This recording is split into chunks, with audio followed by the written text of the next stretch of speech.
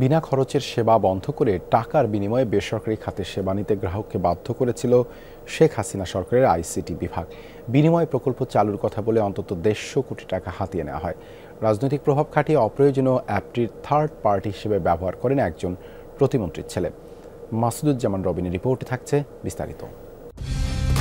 Colour expert, George sap এবং mild on hands technology সমৃদ্ধ Orix crystal wash আপনার laundry expert. বিনিময় অ্যাপ ঘটা করে উদ্বোধনের মাধ্যমে কুড়ানো হয় বাহবা, বোঝানো হয় আর্থিক লেনদেনে বিশাল সুযোগ তৈরি করবে বিনিময়। বলা হয়েছিল নগদ বিকাশের মতো এমএফএসে এক অপারেটর থেকে আরেক অপারেটরে লেনদেন করা যাবে মোবাইলে, কিন্তু সবাই জানে আসলে তা হয়নি। বাকি থাকলো ব্যাংক থেকে ব্যাংক বা এমএফএস। এই সুবিধা দেওয়ার জন্য national payment switch Bangladesh NPSB নামে একটি প্রকল্প চালু ছিল কেন্দ্রীয় ব্যাংকের। এতে লেনদেনে কোনো বাড়তি খরচও দিতে হতো না গ্রাহকদের, কিন্তু তা অকার্যকর করে বিনিময় চালু করে আইসিটি বিভাগ। প্রযুক্তিবিদরা বলছেন বিপুল অর্থ ব্যয়ে বিনিময় প্রকল্পের মাধ্যমে তৈরি করা হয় মধ্যস্বত্বভোগী। শত শত কোটি টাকা হাতিয়ে নেওয়া হয় গ্রাহকের।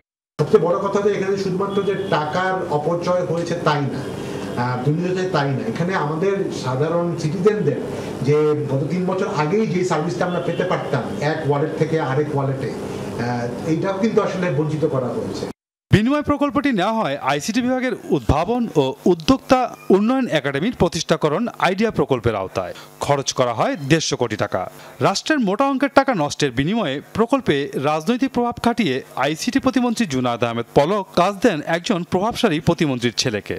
সরকারের 150 কোটি টাকা এই ক্ষেত্রে একটা কোম্পানিকে, এবং সেটাও নিজেদের মধ্যে রাজনৈতিক বিবেচনার একটা কোম্পানিকে এটাতে তাদেরকে কাজটা দেওয়া হয়েছে, এবং এটা প্রায় তারা 2 বছর করার পরে এই জিনিসটাকে লঞ্চ করা হয়েছিল। গত বছরে বিনিময় বড় করে লঞ্চ করা হয়েছিল, কিন্তু এটার কোনো ব্যবহার কিন্তু কোনো ব্যবহারই করছে না।